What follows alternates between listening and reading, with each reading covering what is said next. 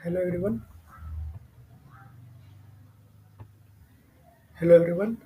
आज हम लोग ये क्वेश्चन सॉल्व करेंगे। एक लीड कोड का है, single element in a sorted array. ये क्वेश्चन इंटरव्यूज में काफ़ी बार पूछे गए हैं, मीडियम टाइप का है। प्रोडक्ट बेस्ड कंपनीज में ये क्वेश्चन मेनली पूछे ही जाते हैं, कभी ना कभी डायरेक्ट डायरेक्ट ही पूछे जाते हैं। इस क्वेश्चन का क्या कहना है, आप लोग को प्रॉब्लम स्टेटमेंट पढ़ लीजिएगा और एक बार ट्राई कर लेना खुद से, फिर मैं बताता हूँ क्या कैसे करना है। प्रॉब्लम स्टेटमेंट क्या कह रहा है इसका, कि एक हमें एरे दिया हुआ है, ठीक, नम्स एरे गिवन है। इसमें सारे एलिमेंट, ये सॉर्टेड ऑर्डर में है, ठीक है, सॉर्टेड ऑर्डर में ये एरे गिवन है। और इसमें सारे एलिमेंट एक्सेप्ट वन दो बार है। मतलब एक एलिमेंट को छोड़ के बाकी सारे एलिमेंट तुम देखोगे तो दो बार आए हुए हैं। जैसे जैसे ये वन है, दो बार आया हुआ है। ये टू है, टू देखो एक बार आया है, टू को छोड़ दो। थ्री है, थ्री दो बार आया हुआ है। फोर दो बार आया हुआ है। एट दो बार आया हुआ है। तो हमें ये बताना है कि वो कौन सा एलिमेंट है जो केवल एक बार आया हुआ है। तो देखो ये टू रहा, टू एक बार आया है।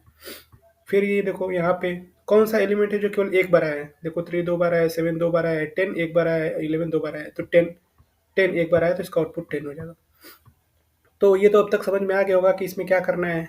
मतलब इसका ब्रूट फोर्स अप्रोच तो समझ में आ गया होगा। तो ब्रूट फोर्स अप्रोच तो इसका बहुत सिंपल है। क्या करेंगे कि सबसे पहला अप्रोच तो इसका ये कर सकते हैं कि एक अनऑर्डर्ड मैप बना लेंगे, उसमें हर एक एलिमेंट का फ्रीक्वेंसी काउंट कर लेंगे। फिर उस अनऑर्डर्ड मैप के अंदर आइटरेट करेंगे, जिसका फ्रीक्वेंसी वन आएगा उसके फर्स्ट एलिमेंट को प्रिंट कर देंगे। ठीक, एक तो ये हो गया अप्रोच। दूसरा अप्रोच क्या होगा कि हम क्या करते हैं दूसरे अप्रोच में, एक्सॉर निकाल लेते हैं डायरेक्ट। जैसे एक्सॉर क्या करता है, डुप्लीकेट्स एलिमेंट को कैंसिल आउट कर देता है। तो एक्सॉर इनिशियली अपना कोई एक आंसर वेरिएबल बना लेंगे, उसमें ज़ीरो स्टोर कर लेंगे।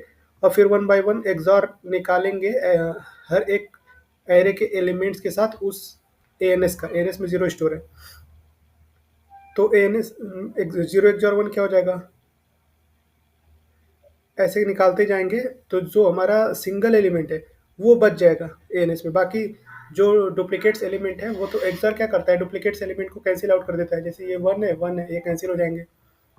ये थ्री थ्री कैंसिल हो जाएगा। ये फोर फोर कैंसिल हो जाएगा। ये एट एट कैंसिल हो जाएगा। तो सारे एलिमेंट कैंसिल हो जाएंगे एक्सेप्ट दिस टू। तो ये हो गया हमारा second brute force better approach. मतलब पहले वाले में time complexity order of n है, स्पेस कॉम्प्लेक्सिटी भी ऑर्डर ऑफ एन है, जो मैंने अनऑर्डर मैप के थ्रू बताया। फिर उसके बाद मैंने एक्सॉर का बताया कि एक्सॉर निकालेंगे। एक्सॉर क्या करेगा कि डुप्लीकेट्स एलिमेंट को कैंसिल आउट कर देगा, और जो एलिमेंट केवल एक बार होगा उसको स्टोर करके रखा रहेगा। तो इसका time complexity order of n होगा, space complexity order of one.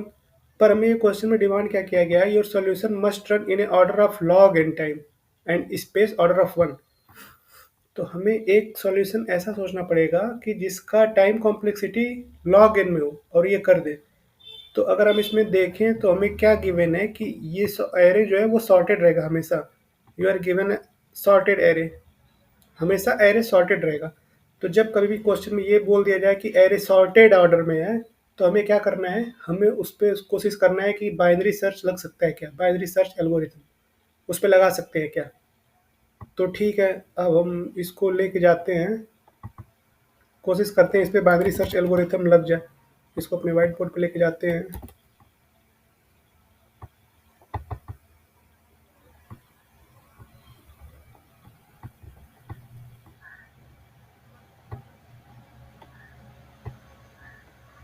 देखते हैं, इसमें थोड़ा सा स्पेस कर देते हैं ताकि इंडेक्सिंग भी करना है ना मुझे।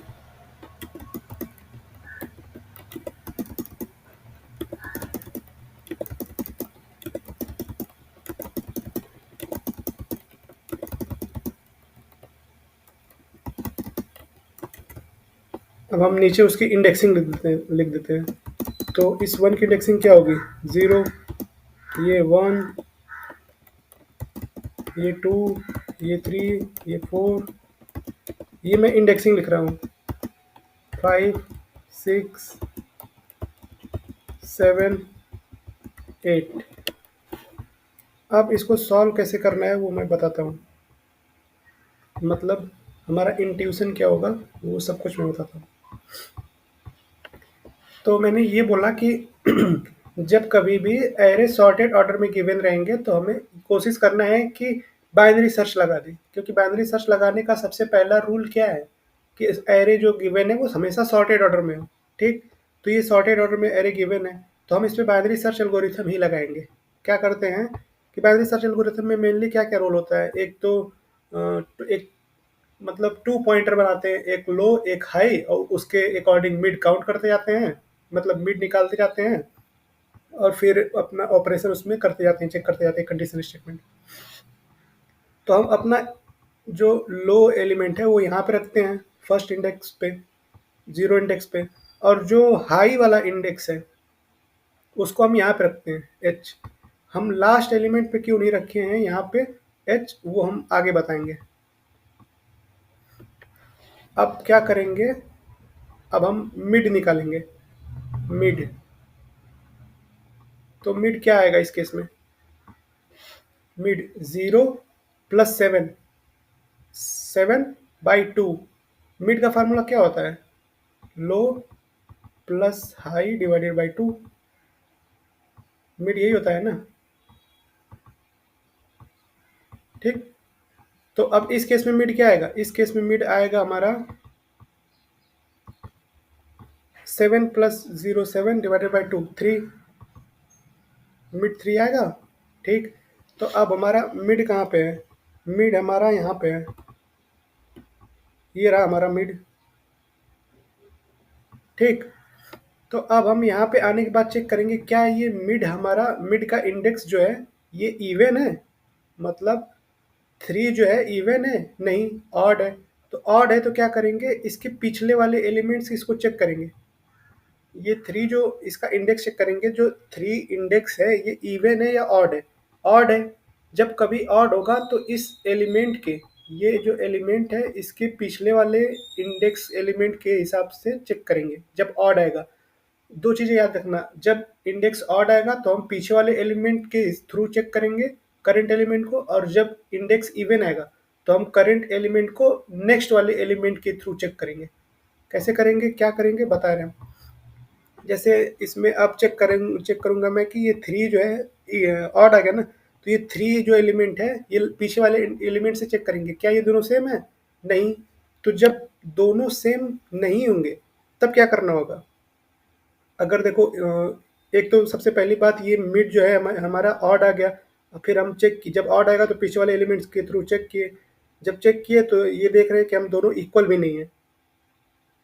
तो जब दोनों इक्वल नहीं है तो हम कुछ नहीं करेंगे, बस ये हाई वाला जो पॉइंटर है उसको उठा के मिड -1 कर देंगे।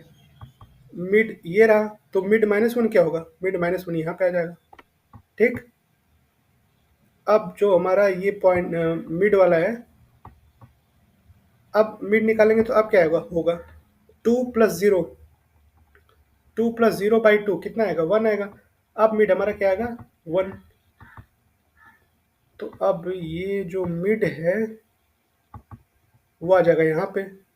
ठीक, तो अब चेक किए, अब ये इंडेक्स 1 क्या है, ऑड है। ये इंडेक्स 1 ऑड है, तो फिर जब ऑड आएगा तो ये करंट एलिमेंट को पिछले वाले एलिमेंट के थ्रू चेक करेंगे क्या ये दोनों एलिमेंट इक्वल हैं, नहीं इक्वल ना, सॉरी इक्वल है दोनों एलिमेंट को। ये जब इंडेक्स ऑड आया तो हम इसके एलिमेंट पे गए, करंट एलिमेंट को उसको पिछले वाले एलिमेंट से कंपेयर किए, देखे ये दोनों इक्वल हैं। हाँ, तो जब इक्वल होंगे तो फिर लो को आगे कर देंगे, कैसे, लो इक्वल टू मिड +1 कर देंगे। तो अब देखो लो और हाई दोनों ये सेकेंड इंडेक्स पे हैं।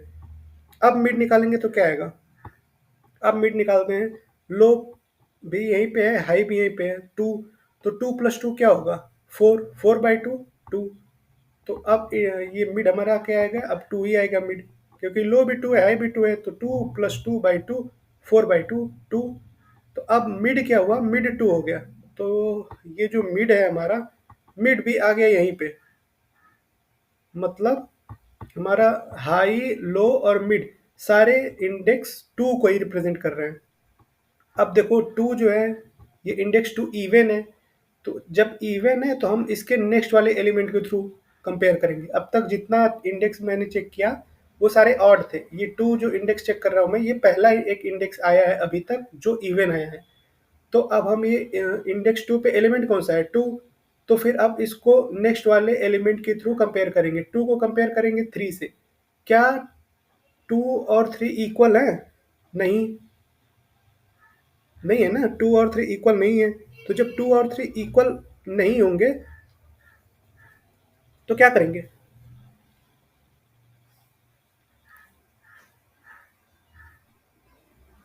High equal to mid minus one कर देंगे। क्योंकि लास्ट टाइम हम लोग क्या कर रहे थे, जब ऑड के थ्रू चेक कर रहे थे तो उसमें भी मिड माइनस वन कर रहे थे। हाई को जब इक्वल नहीं हो रहा था तो इक्वल हो रहा था, low equal to mid plus one कर दे रहे थे। तो अब हाई क्या करेगा, हाई आ जाएगा मिड माइनस वन। मिड की वैल्यू 2 है तो मिड माइनस वन क्या हो जाएगा, 1। तो मिड माइनस वन यहाँ पे आ जाएगा। अब देखोगे लो और हाई एक दूसरे को पास कर चुके हैं, मतलब लो हाई से बड़ा हो चुका है। तो अब हमारा लूप वाइल लूप फेल हो जाएगा, और जो लो में जो लो वाले इंडेक्स पे जो एलिमेंट है वही हमारा आंसर होगा। तो लो वाले इंडेक्स पे करंट से एलिमेंट कौन है, 2 है। तो नम्स ऑफ लो में जो पड़ा रहेगा वही हमारा हो जाएगा आंसर। तो नम्स ऑफ लो में जो पड़ा रहेगा वही हो जाएगा हमारा आंसर। तो जैसे इस केस में आंसर क्या होगा, 2।